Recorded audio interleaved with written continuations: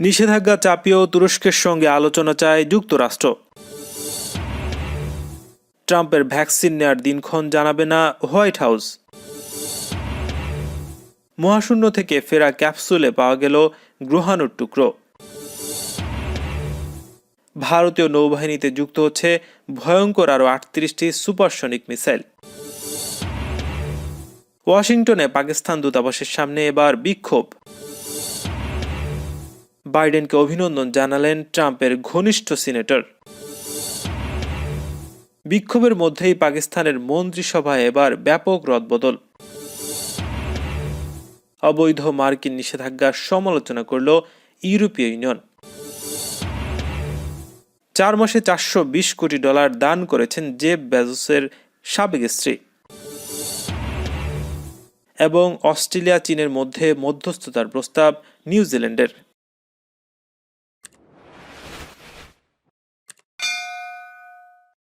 নিষেধাজ্ঞা আরোপের পরও তুরস্কের সঙ্গে সুরাহার একটি পথ খুঁজে পাওয়া সম্ভব বলে আশা প্রকাশ করেছে যুক্তরাষ্ট্র। রয়টার জানিয়েছে, যত তাড়াতাড়ি সম্ভব S-400 এর বাধা দূর করে তুরস্কের সঙ্গে প্রতিরক্ষা খাতে বহু দশক পুরনো ঐতিহাসিক সহযোগিতা বজায় রাখতে আগ্রহী বলে জানিয়েছে দেশটির পররাষ্ট্র মন্ত্রণালয়। মার্কিন পররাষ্ট্রমন্ত্রী মাইক পম্পেও বলেছেন, যুক্তরাষ্ট্রের সঙ্গে সমন্বয়ের মধ্য দিয়ে আমি তুরস্ককে অবিলম্বে S-400 সমস্যা সমাধানের আহ্বান জানাচ্ছি। তিনি বলেন, যুক্তরাষ্ট্র তুরস্কের সর্বোচ্চ নেতৃবৃন্দকে একাধিকবার পরিষ্কার করে জানিয়েছে, তারা S-400 সিস্টেম কিনলে তা যুক্তরাষ্ট্রের সেনা সদস্য সামরিক প্রযুক্তির নিরাপত্তার জন্য চিন্তার কারণ হবে। তারপরেও তুরস্ক S-400 কেনার পথে এগিয়েছে এবং এ ব্যবস্থার পরীক্ষাও চালিয়েছে। অথচ তুরস্কের সামনে বিকল্প ব্যবস্থাও ছিল। এদিকে আন্তর্জাতিক নিরাপত্তা ও অস্ত্র বিস্তার রোধ বিষয়ক সহকারী পররাষ্ট্র কর্মকর্তা ক্রিস্টোফার ফোর্ড সাংবাদিকদের বলেছেন, তুরস্কের সিদ্ধান্তের কারণে তাদের উপর নিষেধাজ্ঞা আরোপ করা ছাড়া যুক্তরাষ্ট্রের হাতে আর কোনো বিকল্প ছিল না। তিনি বলেন, আমরা আশা করি তুরস্ক সরকার এই সমস্যার একটি সমাধানের পথ খুঁজে বের করার চেষ্টায় যুক্তরাষ্ট্রের সঙ্গে আলোচনায় বসতে আগ্রহী হবে। রাশিয়ার কাছ থেকে আকাশ প্রতিরক্ষা ব্যবস্থা S-400 কেনার কারণে ন্যাটো মিত্র তুরস্কের বিরুদ্ধে নিষেধাজ্ঞা দিয়েছে যুক্তরাষ্ট্র। সোমবার আঙ্কারার বিরুদ্ধে নিষেধাজ্ঞা আরোপ করেছে ওয়াশিংটন। বলেছে, Presidency of defence institute of মার্কিন রপ্তানি লাইসেন্স নিষিদ্ধ করা হয়েছে এবং সংস্থাটির প্রেসিডেন্টের যে কোনো ভিসা প্রত্যাখ্যান করা হবে। গত বছর তুরস্ককে প্রতিরক্ষা ব্যবস্থা S-400 হস্তান্তর করেছে রাশিয়া। যদিও যুক্তরাষ্ট্রের তরফে হুঁশিয়ারি করে দেয়া হয়েছিল যে ন্যাটো জোটে তুরস্কের সদস্য পদের সঙ্গে এটি যায় না। মার্কিন প্রেসিডেন্ট ডোনাল্ড ট্রাম্পের ভ্যাকসিন নেয়ার দিনক্ষণ জানাতে অস্বীকৃতি জানিয়েছে হোয়াইট হাউস। মঙ্গলবার প্রেসিডেন্টের দফতর থেকে অস্বীকৃতি জানানো হয়। বিষয়টি নিয়ে সাংবাদিকদের প্রশ্নের উত্তরে হোয়াইট হাউসের মুখপাত্র কাইলেই ম্যাকনানি বলেন, স্বাস্থ্য বিশেষজ্ঞ এবং হোয়াইট হাউসের চিকিৎসকের পরামর্শ অনুযায়ী যথাসময়ে ভ্যাকসিন নেবেন প্রেসিডেন্ট। কাইলেন ম্যাকনানি বলেন, প্রেসিডেন্ট খোলা মনেই ভ্যাকসিন নেবেন, তবে তিনি ফ্রন্টলাইন কর্মীদের অগ্রাধিকার দিতে চান। সোমবার থেকেই যুক্তরাষ্ট্রে গণহারে ফাইজার ও বায়োনটেক উদ্ভাবিত করোনা ভাইরাসের ভ্যাকসিন প্রয়োগ শুরু হয়েছে। কর্মকর্তারা জানিয়েছেন, জরুরি ব্যবহারের জন্য ভ্যাকসিন অনুমোদন করা হয়েছে। স্থানীয় সময় সকাল 9:20 সরাসরি প্রচারিত এক ভিডিও ইভেন্টে করোনা টিকা গ্রহণ করেন আইসিসিও নার্স সান্ড্রা লিন্ডসে। টিকা গ্রহণের পর দেয়া প্রতিক্রিয়ায় তিনি জানান, আলাদাভাবে টিকা গ্রহণের মতোই অনুভূতি হয়েছে তার। তিনি বলেন, ভালো লাগছে। আমি সম্মুখ সারির সব কর্মী, আমার যেসব সহকর্মী বিশ্বজুড়ে এই মহামারী মোকাবেলায় অসাধারণ ভূমিকা রেখেছেন, তাদের সকলকে ধন্যবাদ জানাতে চাই। আজ আমি আশাবাদী, স্বস্তি অনুভব করছি। মনে হচ্ছে যে উপশম চলে আসছে। আশা করছি এর মধ্য দিয়ে আমাদের ইতিহাসের এক ব্যথাতুর সময় অবসানের শুরু হবে। সরাসরি সম্প্রচারিত ভিডিওতে মাত্র কয়েক সেকেন্ডেই টিকা প্রদান সম্পন্ন হলেও এই ঘটনাটি ইতিহাসের একটি অসামান্য মুহূর্ত বলেই মনে করা হবে। বৈজ্ঞানিক গতি আর স্বাস্থ্যকর্মীদের ভয়াবহ অভিজ্ঞতার অবসানের প্রতীক হিসেবে এই মুহূর্তটিকে স্মরণ রাখবেন অনেকেই। মহাশূন্য থেকে গত সপ্তাহে পৃথিবীতে ফিরে আসা একটি ক্যাপসুল খোলার পর তার ভেতরে একটি গ্রহাণুর কুচকুচে কালো পাথর ও মাটির টুকরো পেয়েছেন জাপানি বিজ্ঞানীরা। রাইগু নামে ওই গ্রহাণুর টুকরো সংগ্রহ করে তা একটি ক্যাপসুলে ভরে পৃথিবীতে পাঠিয়েছিল জাপানের মহাকাশ সংস্থা ISS এর পাঠানো হায়াবুসা 2 মহাকাশযান। যেসব পদার্থ দিয়ে সৌরজগতের সৃষ্টি হয়েছিল সেগুলোর যে কয়েকটি এখনও টিকে আছে তার একটি হচ্ছে এই রায়গু নামের গ্রহাণু। শুধু তাই নয়, মহাশূন্যের গভীর থেকে এই প্রথম বড় পরিমাণে মাটি পাথর পৃথিবীতে পাঠানো হলো। হায়াবুসা 2 মহাকাশযানটি 2018 সালের জুন মাসে প্রথম রায়গুতে পৌঁছতে সক্ষম হয়েছে। আর 2019 সালের ফেব্রুয়ারিতে হায়াবুসা 2 প্রথমবারের মতো সেই 1 কিলোমিটার চওড়া গ্রহাণুটির ওপর অবতরণ করে। তারপর ট্যাটালাম নামে একটি ধাতুর তৈরি বুলেট দিয়ে গ্রহাণুটির উপর গুলি করা হয়। এতে যেসব টুকরো ছিটকে পড়ে সেগুলোকে সংগ্রহ করা হয় একটি নল দিয়ে।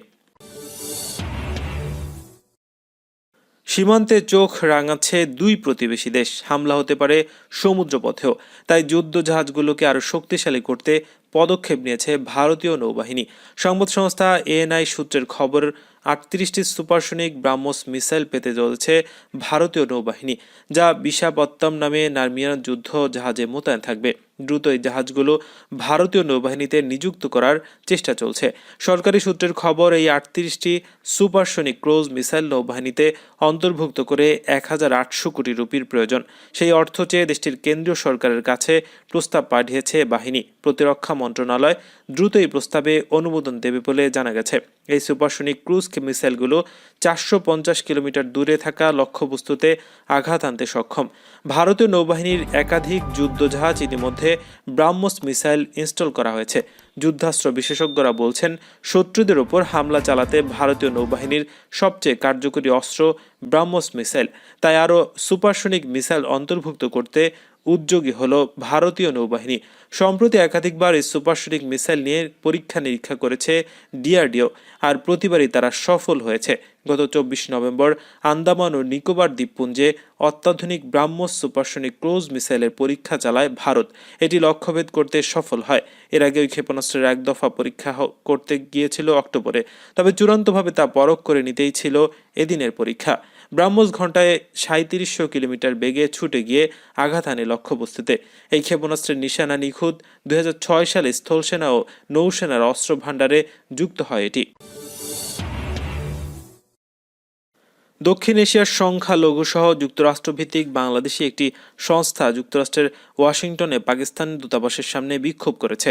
1971 সালে বাংলাদেশে গণহত্যা সংঘটিত করায় পাকিস্তানকে নিঃশর্ত ক্ষমা চাওয়ার আহ্বান জানান তারা। গত 14 ডিসেম্বর ছবি সহ খবর প্রকাশ করেছে ভারতীয় সংবাদ সংস্থা ANI। বেশ কয়েকজন বিক্ষোভকারীর পতাকা প্লাকার্ড বহন করেন এবং পাকিস্তান বিরোধী স্লোগান দেন।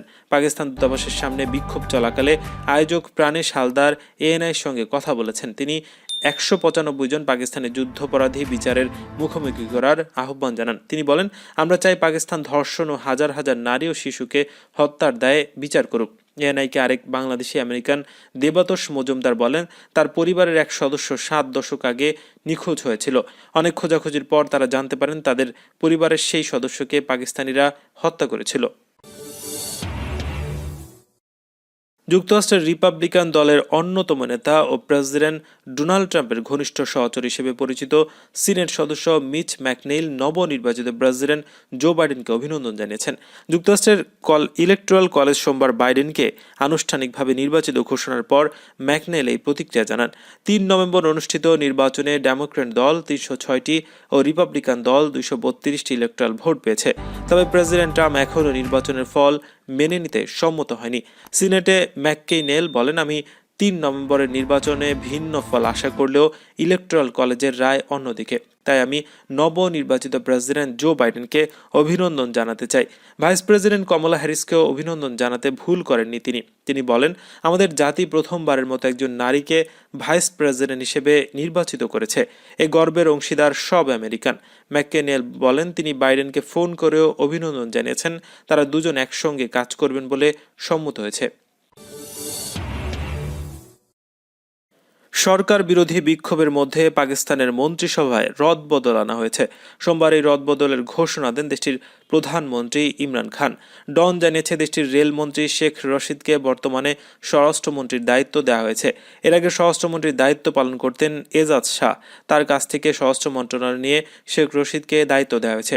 অন্যদিকে বর্তমান রেলমন্ত্রী হবেন আজমান খান সতী। শেখ রাশিদ তার বিতর্কিত বক্তব্যের জন্য পরিচিত। রেলমন্ত্রী থাকাকালীন ভারতকে তিনি হুমকি দিয়ে বলেছিলেন, পাকিস্তানের 125 থেকে 250 গ্রাম ওজনের ছোট ছোট পারমাণবিক বোমা রয়েছে, এমনকি পাকিস্তান সহজে এই বোমা দিয়ে ভারতকে টার্গেট করতে পারে। গত 3 মাস ধরে সরকারের বিরুদ্ধে করা বিরোধীদের আন্দোলন চলছে পাকিস্তানে। ইমরান বিরোধী রাজনীতিতে বিরোধীরা সোচ্চার হয় সেপ্টেম্বরের মাস থেকে। অক্টোবর মাসে দেশটির বিভিন্ন রাজনৈতিক দল নিয়ে মিলে পাকিস্তান ডেমোক্রেটিক মুভমেন্ট বা পিডিএম গঠন করে। ইমরান সরকারের বিরুদ্ধে আন্দোলন ছড়িয়ে দিতে দেশটির বামপন্থী, ডানপন্থী সহ উদার ধর্মনিরপেক্ষ রাজনৈতিক দলগুলো অভূতপূর্বেই ঐক্য গড়ে তোলে। বিশ্বের বিভিন্ন দেশের ওপরে আমেরিকা একের পর এক নিষেধাজ্ঞা দিয়ে চলছে, তার সমালোচনা করেছে ইউরোপীয় ইউনিয়ন। বিষয়টি নিয়ে ইউরোপীয় পার্লামেন্টে বিতর্ক হয়েছে এবং সেখানে সদস্যরা আমেরিকার এই ধরনের নিষেধাজ্ঞার সমালোচনা করে বলেছেন, মার্কিন পদক্ষেপের কারণে ব্যবসা বাণিজ্য মারাত্মক ক্ষতিগ্রস্ত হয়েছে। এয়ারবাস, পোজো, সিতেরনের মতো বড় বড় ব্যবসায়ী কোম্পানি ইরান সহ বিভিন্ন দেশের সাথে ব্যবসা করে থাকে, কিন্তু ট্রাম্প প্রশাসনের নিষেধাজ্ঞার কারণে সে ব্যবসা মারাত্মকভাবে ক্ষতিগ্রস্ত হয়েছে। ট্রাম্প প্রশাসন ইউরোপীয় সমস্ত কোম্পানিকে বলেছে, যদি তারা ইরান সহ আমেরিকার শত্রু দেশগুলোর সঙ্গে ব্যবসা করে তাহলে আমেরিকার সঙ্গে তারা ব্যবসা করতে পারবে না। মার্কিন নিষেধাজ্ঞা এড়াতে ইনস্টেক্স ও ব্লকিং স্ট্যান্ডিং এর মতো ব্যবস্থা কার্যকর হয়েছে বলে সংসদ সদস্যরা এই ডিবেটে মত প্রকাশ করেছেন।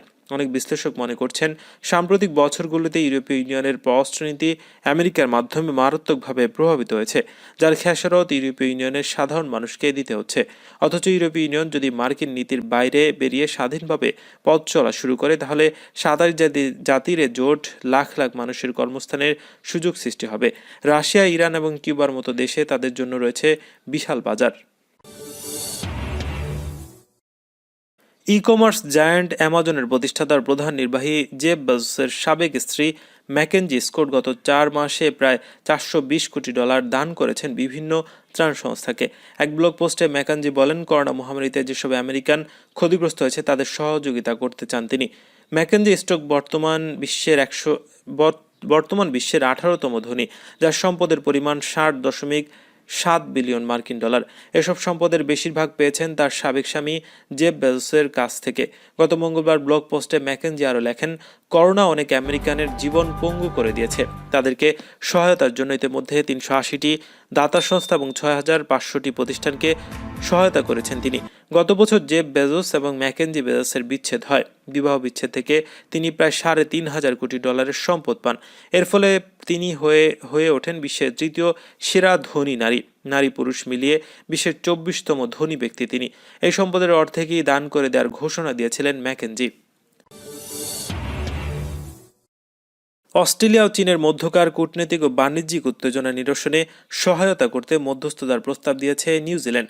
মঙ্গলবার দেশটির পররাষ্ট্রমন্ত্রী নানাইয়া মাহুতা বলেছেন, উভয় পক্ষকে আলোচনার টেবিলে আনতে নিউজিল্যান্ডের সামনে সুযোগ হিসেবে আসতে পারে আগামী বছর অনুষ্ঠিত হতে যাওয়া এশিয়া প্যাসিফিক অর্থনৈতিক সহযোগিতা বা এপেক সম্মেলন। ব্রিটিশ সংবাদ মাধ্যমের গার্ডিয়ানের প্রতিবেদন অনুযায়ী এ তথ্য জানা গেছে।